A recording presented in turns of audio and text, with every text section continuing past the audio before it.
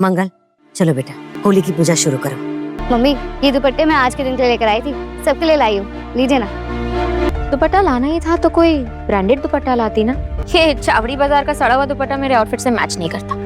पूजा के वक्त सौम्या ने सर क्यों नहीं ढका है? माता रानी, हमारे अधिक की और परीक्षा मत लीजिए, उसे जल्दी अपने पैरों पर खड़ा कर दीजिए। सबने मेरे बिना ही पूजा कर ली, बिल्कुल ही बेकार हो चुका हूँ मैं।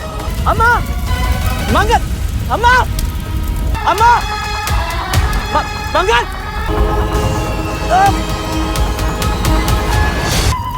आज होलिका दहन में तुम्हारा स्वाहा होगा मंगल। मंगल तुम्हारी साड़ी में आग।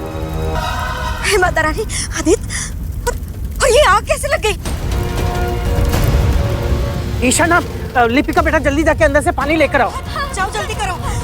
मंगल तुम ठीक हो ना? अक्षत के पापा, आप ठीक हो गए? महालक्ष्मी के आने वाले एपिसोड में एक अलग ट्विस्ट देखने को मिलने वाला है। भाई मंगल यहाँ पर खड़ी हुई है सारे कॉम्पिटिटर्स के सामने, सारे जजेस के सामने, और यहाँ भाई जो सौम्या है वो जज बन के आ गई। अब सौम्या तो उससे इतने तीखे सवाल पूछ रही है कि मंगल बार बार उसको जवाब देती जा रही है। यहाँ पर ना सौम्या भाई उसकी एजुकेशन के बारे में भी बोल देती है कि भाई मंगल तुम क्या करोगी और तुम कैसे स्टार्टअप करोगी? तुम तो 9वीं पास हो, तुम्हें मैथ्स भी नहीं आती है, तुम गुणा भाग भी नहीं कर सकती, तो कैसे करने वाली हो तुम?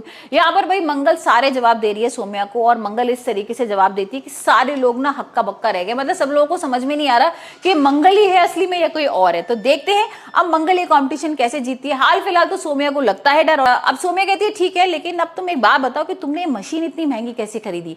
तुम्हारी तो इतनी अच्छी हालत है नहीं, तुम्हारे पास तो पैसा भी नहीं है, तो फिर कहां से तुमने ये खरीद ली? और यहाँ पर भाई मंगल कहती है कि तुम्हें पता नहीं है, ये मेरे पति ने मुझे दिलवाई है। और जैसी वो आदित्य का नाम लेती है ना, सौम्या को मिल जाता है मौका। अब यहाँ पर सौम्या कहती है कि आदित्य ने तो भाई तुम्हें छोड़ दिया था, तो तुम उसकी हेल्प कैसे ले रही हो? ये तो गलत बात है ना, और हमने तो बहुत कुछ उसके बारे में सुना भी है। तो यहाँ पर जैसे ही अब आदित्य के बारे में सारी चीजें बोली जाती हैं और यहाँ पर उसकी पर्सनल चीजें डिस्कस होती हैं, मंगल को गुस्सा आता है और मंगल कहती है एक काम करो, आदित्य को बुलाओ ना, उन्हीं से पूछो कि उन्होंने मेरे को क्यों भाई छोड़ दिया और किसके लिए छोड़ा है।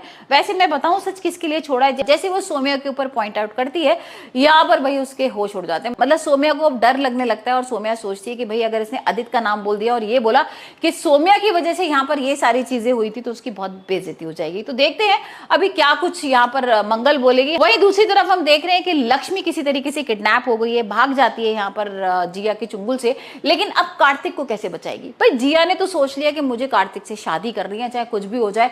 पंडित वगैरह भी आ जाता है, लेकिन घर में जो पंडित आता है वो मना कर देता है कि भाई इन लोगों के तो गुण ही नहीं मिल रहे, इनकी शादी नहीं हो सकती।